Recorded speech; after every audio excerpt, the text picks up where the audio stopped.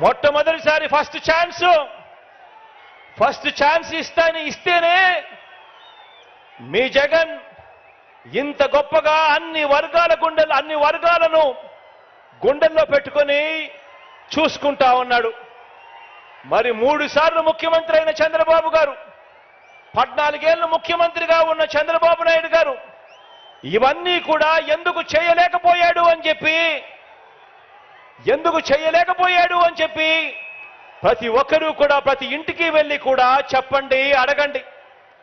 అందుకే ఈ పెద్ద మనిషి చంద్రబాబు నాయుడు గారిని అడుగుతా ఉన్నా, అయ్యా బాబు, ప్రజలు మీకు ఎందుకు ఓటు వేయాలి అని అడుగుతా ఉన్నాను.